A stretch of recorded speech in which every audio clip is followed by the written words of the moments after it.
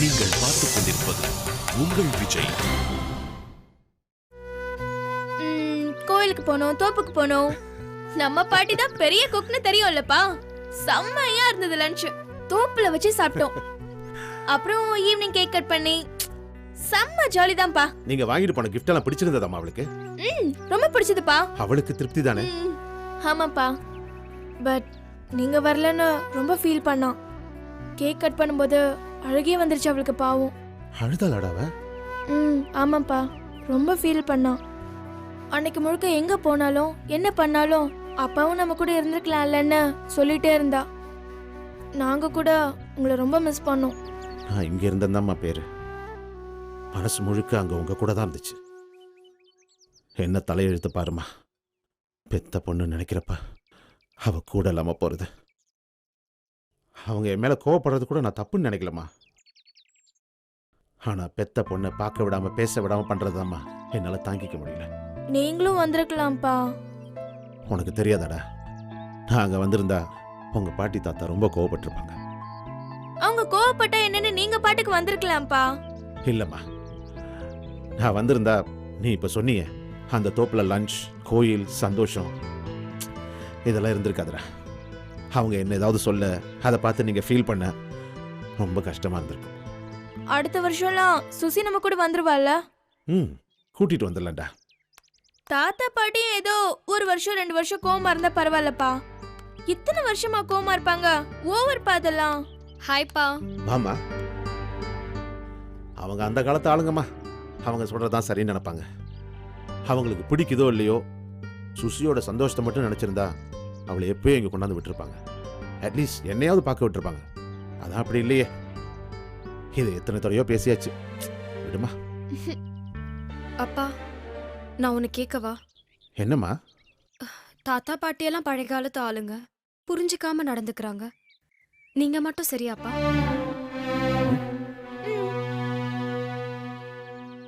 அவங்களுக்கு உங்க மேல கோவம் இத்தனை வருஷமா அது போகவே இல்லை. அதனால உங்களை பார்த்தாலே டென்ஷன் ஆகுறாங்க. நீங்களும் அசோக் அப்படிதானப்பா நடத்துறீங்க? தாத்தாவும் பாட்டியும் உங்களை ஒதுக்கி வச்ச மாதிரி நீங்க அசோக்க ஒதுக்கி வச்சிருக்கீங்க. ரெண்டுத்துக்கும் என்ன வித்தியாசம் இருக்குப்பா? ஹே, நீ என்ன சைக்கிள் கேப்ல உன் ஆட்டோ ஓட்டுற? நான் அப்பா கிட்ட பேசுறேன், நீ கொஞ்சம் பேசாம இரு. எனக்கு புரியல சுபா. உங்க இஷ்டப்படி தானே இருக்கிறீங்க, நான் ஒன்னும் சொல்லியே. இஷ்டத்துக்கு இருக்க விடுறதுனா உங்க வீட்டுல தங்க வச்சிருக்கிறத சொல்றீங்களா? என்னம்மா இது? உங்க வீடு எங்க வீடுன்னு பேசுற? இது நம்ம வீடுமா? வீட்டை விடுங்கப்பா. இங்க தானே அசோக் தங்கி இருக்கான். எவ்வளவு நாள் ஆச்சு எங்களுக்கு கல்யாணம் ஆகி? இன்னைக்கு வரைக்கும் ஒரு நாளாவது அவன்கிட்ட பேசிருக்கீங்களா? அவன் முகத்தை கூட நீங்க நிமிர்ந்து பார்த்ததே இல்ல. பார்த்தப்பவும் திட்டி தான் இருக்கீங்க. தாத்தா பாட்டி உங்களை நடத்துறத நினைச்சு ஃபீல் பண்றீங்கல்ல, அதே மாதிரி தானே அசோக்கும் நீங்க நடத்துறத நினைச்சு ஃபீல் பண்ணுவான். அது ஏன்பா யோசிக்கல நீங்க? அது வேற இது வேறமா. நீ எப்படி ரெண்டையும் ஒன்னா பாக்குறேன்னு எனக்கு புரியல. எல்லாம் ஒண்ணுதான்ப்பா.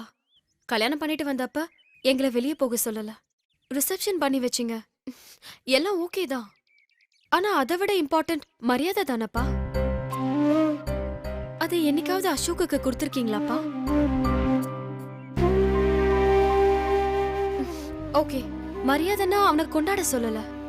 பேசிக்கா வீட்டுல தங்கியிருக்க ஒரு மனுஷனுக்கு கொடுக்குற ஒரு சின்ன ரெஸ்பெக்ட் அது கூட இல்லையேப்பா. ஒரு ஸ்மைல் கூட பண்ணதில்லை நீங்க அவனை பார்த்து.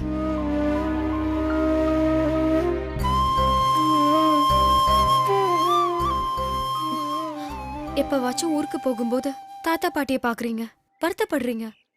அது ஒரு நாள் நடக்கிற விஷயம். ஆனா இங்க பாருங்க, டெய்லி அசோக் ஃபேஸ் பண்ணணும் இத. அத கொஞ்சம் யோசிச்சு பாருங்கப்பா. இந்த பிடிவாதம் தப்புனா அது யார்கிட்ட இருந்தாலும் தப்பு தானப்பா.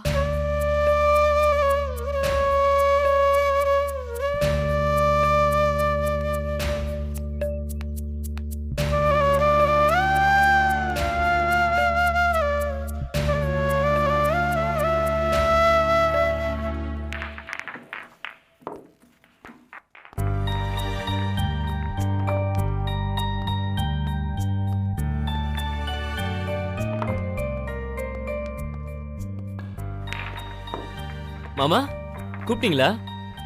டேய் கூப்பிட்டதுனால தானடா வந்த. செம மூளை இருக்கீங்க போல.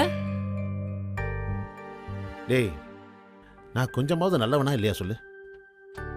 நீங்க நல்ல வேலைன்னு யாரு மாமா சொன்னது? ஆளை மட்டும் சொல்லுங்க, வண்டியை கொண்டு போய் இடிச்சிட்டு வந்துடுறேன். டேய் கேட்ட கேள்விக்கு மட்டும் பதில் சொல்லி பழகுடா.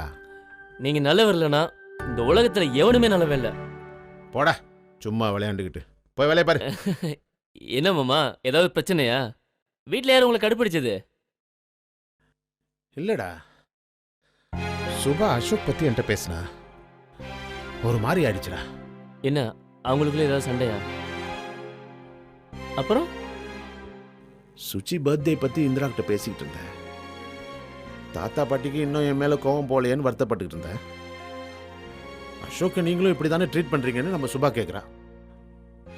அதுவும் கோவமா கேட்கல, ஒரு மாதிரி ஃபீல் பண்ணி இமோஷனா கேட்ட பாரு. எனக்கு ஒரு மாதிரி ஆயிடுச்சுடா. அட அவ கேட்டது கரெக்ட் தான். நான் இப்போ வரைக்கும் அசோக்கிட்ட ஒரு வார்த்தை கூட பேசல. அவன் இப்படி வந்தா நான் அப்படி போயிடுறேன். அவன் அப்படி என்ன தப்பு பண்ணிட்டான்? மாமா, எவ்வளவு கோவம் இருந்தாலும் வீட்ல தங்க வச்சிருக்கீங்களா மாமா? போப்போ பேசிடுவீங்க. அப்படி இல்லடா, அவங்க கல்யாணம் பண்ணது எனக்கு பிடிக்கலதான். அதனால எத்தனை நாளைக்கு தான் கோச்சிக்கிட்டு இருக்கிறது? அசோக்குன்னு ஒரு ஆளு வீட்டில் இருக்கிறதே என் மைண்ட்ல இல்லை. தப்புடா. அந்த அசோக்கோட பிஹேவியர் ஆரம்பத்துல இருந்தே எனக்கு பிடிக்கல. எப்ப பாரு சுபாவோட சண்டை போட்டுக்கிட்டு சத்தமா பேசிக்கிட்டு. யோசிச்சு பாரு, அது அவங்க 2 பேருக்குள்ள நடக்கிற பிரச்சனை. அதுக்குள்ள போக நான் யாரு? சுபா ஒருத்தர் திட்டினா அது யாரா இருந்தாலும் நீங்க கோபப்படுறது தப்பே இல்ல. அந்த உரிமை உங்களுக்கு இருக்கு மாமா. அட போடா, நானும் உங்க அத்தையும் போடாத சண்டையா? சண்டை போட்டு தான் நாங்க 2 பேரும் புரிஞ்சுக்கிட்டோம். எங்களை விட உலகத்துல எல்லா புருஷன் பொண்டாட்டி தான் சண்டை போடுறாங்க. அதெல்லாமா நான் போய் பெருசா எடுத்துக்கிறது? என்ன சண்டை போட்டாலும் அவங்க 2 பேரும் சந்தோஷமா தாண்டா இருக்காங்க. அசோக் அவளை நல்லா தாண்டா பாத்துக்கிறான். அவங்க வீட்டுல எல்லாரையும் விட்டுட்டு என் கூட ரிசப்ஷனுக்கு கிளம்பி வந்தான். சுபா மேல பாசம் இல்லாமல வந்தான். சுபாவும் அப்படித்தான். அசோக் யாரு என்ன சொன்னாலும் கோச்சுக்கிறா. அசோக் கிட்ட நான் பேசலன்னு என்கிட்ட சண்டை போடுறா. அவங்க 2 பேரும் சந்தோஷமா தாண்டா இருக்காங்க. நான் நினைச்சதும் அதானே. அப்புறம் எதுக்கு தேவையில்லாம அவன்கிட்ட பேசாம இருக்கேன்? எல்லாம் வெட்டி ஈகோ தான். அவ்வளவுதான் மாமா, மேட்ரு முடிஞ்சது. என்ன? இல்ல மாமா, நீங்களே உங்களை பத்தி அனலைஸ் பண்றது நல்ல விஷயம்தான். நம்ம பண்றது சரியா தப்பான்னு யோசிக்க ஆரம்பிச்சாதான் நடக்கிறது எல்லாமே நல்லபடியா நடக்கும். அப்பப்போ வீட்டில் நடக்கிறத நினைச்சு ஃபீல் பண்றப்போ மாமா எதுக்கு ஓவரா யோசிக்கிறேன்னு தோணி இருக்கு. பட் இப்போ ரொம்ப பாசிட்டிவா யோசிக்கிறீங்க மாமா. மாமா, பிள்ளைங்களாம் என்ன பண்ணாலும் உங்க ஈக்காலும் தூக்கி போட்டு அவங்க பக்கம் நின்று யோசிக்கிறீங்க. சூப்பர் மாமா. இப்போ சொல்றேன், நீங்க நல்லவர் தான். போடா.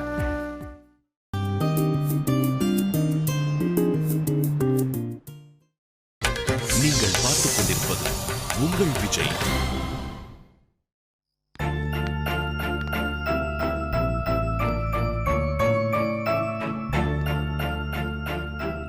என்ன வேணும்? மதிய அங்கிளை பார்க்கணும். என்னாச்சு? இல்லை, அங்கிள் கிட்ட தான் பேசணும். ஏதாவது பண பிரச்சனைனா காலை ரெஸ்டாரண்ட்ல இருந்து பாருங்க. இல்லை, கொஞ்சம் பர்சனலாக அங்கிள் கிட்ட பேசணும். இருக்காங்களா? உள்ள வாங்க. ம்.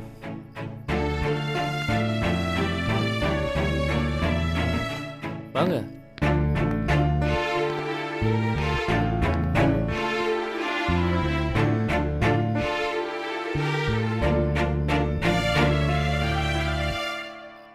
எதுக்கு இங்க வரணும்? அங்கிள், ஒரு 5 நிமிஷம் உங்ககிட்ட பர்சனலாக பேசணும். எதுவா இருந்தாலும் நாளைக்கு ரெஸ்டாரண்ட்ல பேசிக்கலாம். ஒரு 5 மினிட்ஸ். அங்கிள், நான் உங்களுக்கு ஃபோன் பண்ணேன், நீங்கள் அட்டென்ட் பண்ணல. அதான் நேர்லேயே வந்துட்டேன். இங்க எதுக்கு வரணும்? என்ன விஷயம் சொல்லு. அவனுக்கு தெரியாத விஷயம் ஒன்றும் இல்லை. என்னன்னு சொல்லு.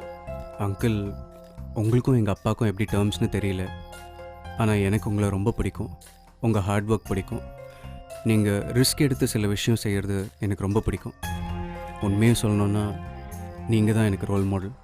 வந்த விஷயம் என்னன்னு சொல்லு. எங்கள் வீட்டில் உங்களை கார்னர் பண்ணோன்னு சில விஷயம் பண்ணிகிட்ருக்காங்க. அதில் எதுவும் ரகசியம் இல்லை. எல்லாருக்கும் தெரிஞ்ச விஷயம் தானே. எல்லாத்தையும் ஒத்துக்கிட்டு அக்ரிமெண்ட் போடுறது மாதிரி போட்டுக்கிட்டு இன்னைக்கு திரும்பவும் 7 கோடி வேணும்னு வட்டியோட சேர்ந்து கேட்குறாரு உங்க அப்பா. அப்படி ஒன்றும் நீங்கள் நினைக்கிற அளவுக்கு மோசமானவர் இல்லை. சில விஷயங்கள் அடம் பிடிப்பார், ஆனால் ப்ராட் மைண்டட். அம்மா அப்படி இல்லை, பெருசாக படிக்காதவங்க, ஊருக்கார பொம்பளை. ஒரு விஷயம் முடிவு பண்ணிட்டாங்கன்னா அதுக்காக என்ன வேணால் பண்ணுவாங்க. இந்த 7 கோடி ரூபாய் கேஸ் போட்டது கூட அப்பாவோட ஐடியா இல்லை, அம்மாவோட வேலை தான். இப்போ உனக்கு என்ன வேணும்? இல்லை அங்கிள், கொஞ்ச நாளாக அவங்க காரணமே இல்லாமல் உங்கள் மேலே ரொம்ப கோபமாக இருக்காங்க. உங்களை ஏதாவது பண்ணணும்னு முழு நேர வேலையை ஏதாவது பண்ணிகிட்டே இருக்காங்க. இது எதுவும் பத்தாதுன்னு மாமா பையனை வேற கூப்பிட்டு வந்திருக்காங்க. கொஞ்சம் கேர்ஃபுல்லாக இருங்கன்னு சொல்லிட்டு போக தான் வந்தேன். ஏன்பா இவ்வளோ தூரம் என்கிட்ட வந்து சொல்கிறதுக்கு உங்கள் அம்மாவுக்கு அட்வைஸ் பண்ணக்கூடாது? அவங்க சொன்னால் கேட்க மாட்டாங்க. கண்டிப்பாக ஏதாவது சொன்னால் எனக்கு தெரியாமல் ஏதாவது பண்ணுவாங்க. ஒரு கட்டத்துக்கு மேலே அவங்க என்ன தான் பண்ணாலும் அவங்க என் அம்மா. பப்ளிக்காக அவங்கள விட்டு கொடுக்கவோ எதிர்த்து பேசவோ என்னால் முடியாது. இதை உங்ககிட்ட சொல்லிட்டு போகலான்னு தான் வந்தேன். அங்கிள், நான் சொன்னது கொஞ்சம் பொறுமையாக யோசிச்சு பாருங்கள். என்னை நீங்கள் நம்பணும்னு அவசியம் இல்லை, ஆனால் ஏதாவது பண்ணுறதுக்கு முன்னாடி கொஞ்சம் யோசிச்சு பண்ணுங்க. சரி, நான் பார்த்துக்கிறேன், நீ கிளம்பு. அப்போ நான் வரேன். அங்கிள், மகா அன்னைக்கே தெளிவாக சொல்லிட்டேன்ல, அவளுக்கு ஒரு நல்ல பையனை பார்த்தாச்சு, சீக்கிரமே கல்யாணம் நடக்க போகுது. அங்கிள், நீங்கள் தப்பாக நினச்சிக்கலனா அந்த பையன் பேர் என்ன பண்ணுறான்னு தெரிஞ்சுக்கலாமா? அதை தெரிஞ்சுக்கிட்டு நீ என்ன செய்ய போற? இல்லை, சும்மா கேட்டேன். அவன் பேர் ராம்குமார், ஊர் தென்காசி. போதுமா? ம், தேங்க்ஸ் அங்கிள். கொஞ்சம் யோசிச்சு. டேய் நீ கிளம்பு முதல்ல. மகாக்கும் என்ன பிடிச்சிருந்தது. டேய் கிளம்புன்னு சொல்கிறேன்ல. நீங்கள் என்ன வேணால் சொல்லுங்கள், எப்போவுமே நீங்களும் உங்கள் குடும்பமும் நல்லா இருக்கணும்னு தான் நான் யோசிப்பேன். Thanks uncle. அப்போ நான் வரேன்.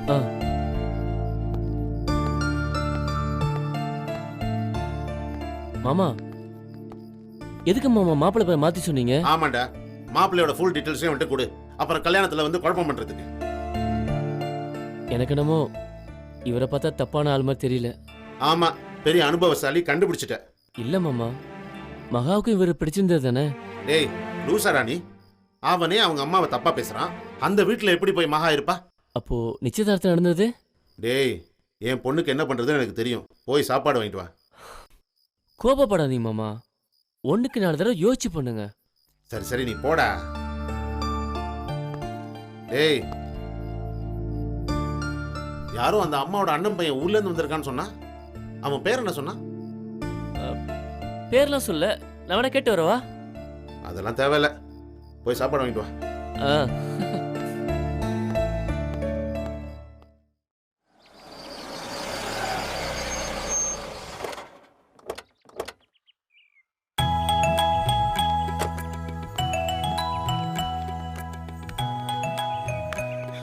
வணக்கம் சார். வாங்க வணக்கம். வாங்க வாங்க. வணக்கம். சாரி லேட் ஆயிடுச்சு. வாங்க சார். உட்கார உட்கார ப்ளீஸ். சாரி சார், அம்மா கோயிலுக்கு போயிருக்காங்க, ஒரு 10 நிமிஷத்தில் வந்துடுவாங்க. பரவாயில்லப்பா, மெதுவாக வரட்டும். பேசிட்டு இருங்க, நான் வந்துடுறேன். நீ வரமாட்டான்னு நினைச்சேன். ஏ இந்த ஏரியா தான் உனக்கு அலர்ஜியாச்சே. நானும் தான் இந்த கல்யாணத்துக்கு மகாவை கன்வின்ஸ் பண்ணிருக்கேன். எல்லாம் சரியா இருக்கான்னு செக் பண்ண வேண்டாமா? ம். ம், எடுத்துக்கங்க சார். எதுக்கு இதெல்லாம்? நீங்க உட்காருங்க. பரவாயில்ல கொடுங்க. சார், நானே கொடுக்குறேன். கொடுங்க. It's okay. ஒரு நிமிஷம் சார். அப்பா, வீடு கொஞ்சம் நார்மலாக தான் இருக்குல்ல? 2 பேர் தானமா இருக்க போறாங்க, பிடிக்கலன்னு 2 பேரையும் நம்ம வீட்டுக்கு கூட்டிட்டு போயிடலாம். எக்கனாமிக்கலா இவர் ஓகே தானா? கல்யாணம் ஆயிட்டா ஏதாவது பிரச்சனைனா மகா நம்ம கிட்ட சொல்லவும் மாட்டா. இப்போதைக்கு பெருசா வசதி இல்லம்மா, கொஞ்சம் தட்டி கொடுத்தா பிசினஸ்ல பெருசா வந்துருவாரு, அப்புறம் எல்லாம் மகாவுக்கு தானே. இந்தாம்மா. ம், என்னங்க சார், பிஸ்கெட் எதுக்கு சாப்பிடுங்க. இதெல்லாம்? பேசாம உட்காருங்க நீங்க. ஐம் சாரி, உங்களை கவனிக்க வீட்டில் வேற யாரும் இல்லை, அதான்.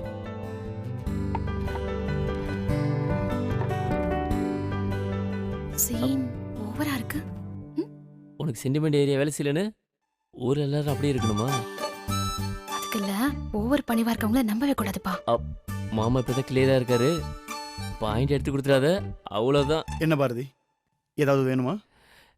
இல்ல, சும்மா தான். ஓ,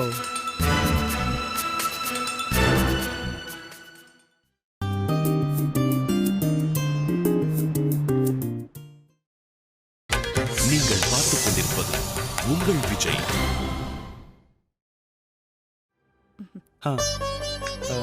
இவங்க தான் என்னோட அம்மா சார். வணக்கம். வணக்கம்மா. வாங்க உட்காருங்க. எல்லாரும் உட்காருங்க. ஆ. நீங்க வர்றதுக்குள்ள வரலான்னு நினைச்சேன். கோயில்ல கூட்டம் ஜாஸ்தி, அதான் லேட் ஆயிடுச்சு. பரவாயில்ல, இப்பதான் வந்தோம். 21 வாரம் தொடர்ந்து விளக்கு போடுறேன்னு வேண்டுதல். 10 வாரம் தான் ஆகுது. அதுக்குள்ள இந்த நல்ல இடத்துல கல்யாண பேச்சு நடந்துருச்சுல்ல. இதானே என் மருமக. இத பிடிப்பா.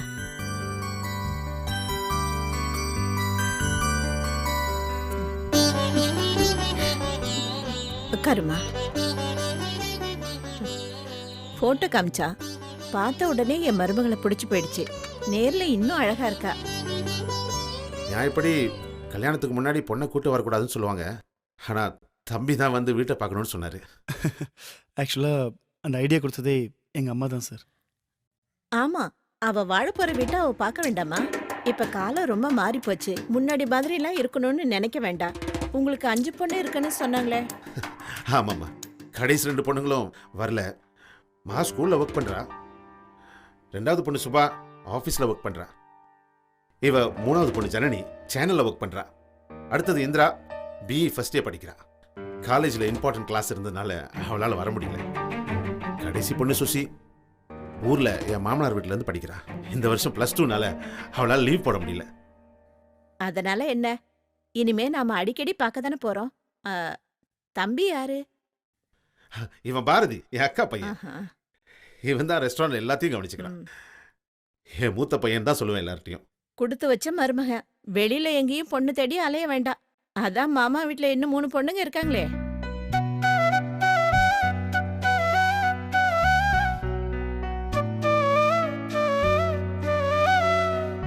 ம்.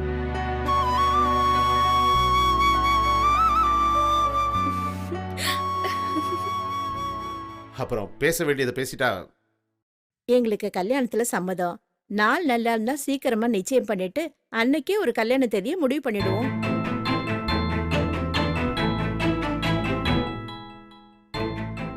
எல்லாம் முடிவான பிறகு எதுக்கு தனியா நிச்சயதார்த்தம் வேற பண்ணிக்கிட்டு நேரடியா கல்யாணத்தை வச்சுக்கலாமே. அம்மாவும் இதே தான் சார் சொன்னாங்க. எதுக்கு நிச்சயதார்த்தம் கல்யாணம்னு 2 செலவு பண்ணிக்கிட்டேன்னு.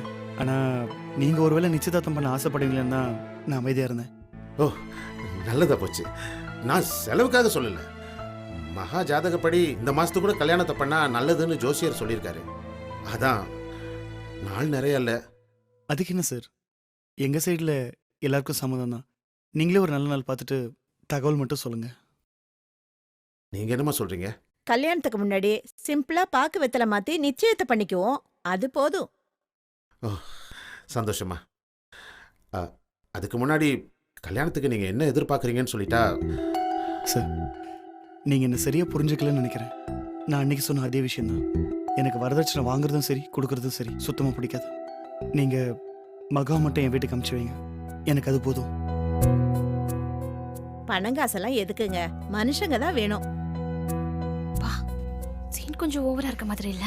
உன்னோட ரிப்போர்ட்டர் மூலைய கொஞ்ச நேரத்துக்கு ஆஃப் பண்ணு.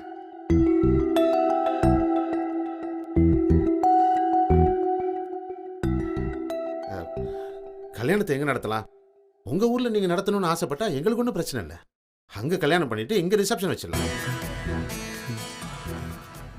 இல்லை சார், எதுக்கு தனித்தனியாக பண்ணிக்கிட்டு நம்ம எதாக இருந்தாலும் இங்கேயும் முடிச்சுக்கலாமே. அதுக்கு இல்லை, உங்க சொந்தக்காரங்க ஊர்ல இருக்காங்கன்னு சொன்னீங்க. அதான் ஊரில் ரிலேஷன்ஸ் இருக்காங்க தான். அப்பா சைடில் அவ்வளோ காண்டாக்ட் இல்லை. அம்மா சைடும் ரிலேஷன்ஸ் ரொம்ப கம்மி தான். அவங்க இங்கே வந்து போகிறதுல எங்களுக்கு எந்த பிரச்சனையும் கிடையாது சார். அப்ப சரி, நான் ஒரு நல்ல நாளை பார்த்து சொல்றேன். அன்னைக்கே பாக்கு வெத்தலை மாத்திக்கலாம். அதுக்கு ஏன் இன்னொரு நாள்? உங்க வீட்லயும் எல்லாருக்கும் வேலை இருக்கும்ல. இன்னைக்கே நல்ல நாள் தான், தட்டை மாத்திக்கலாம். ஏன் சொந்தக்காரங்க யாரையாவது கூப்பிடணுமா? அதுக்குல்ல, சும்மா வீட்டை பார்த்துட்டு போகலான்னு கிளம்பிட்டோம். தட்டு மாற்ற எந்த ஏற்பாடோடையும் வரல. மாமா நான் வேணா போய் வாங்கிட்டு வரவா? உட்காருப்பா, ஆ. உட்காரு. வெத்தலை பாக்க பழம் தானே, அதுக்கு எதுக்கு கடைக்கெல்லாம் போகணும்? ஒரு நிமிஷம் இருங்க, நீ கொஞ்சம் வாமா.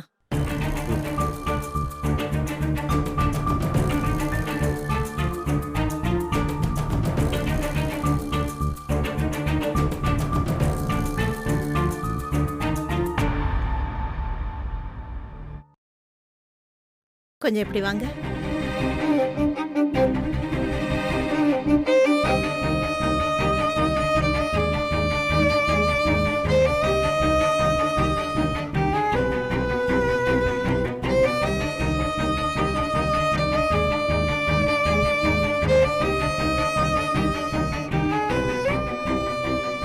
என் பையனுக்கு உங்க பொண்ணை கல்யாணம் பண்ணி தரதா நிச்சயம் பண்ணிருக்கீங்க.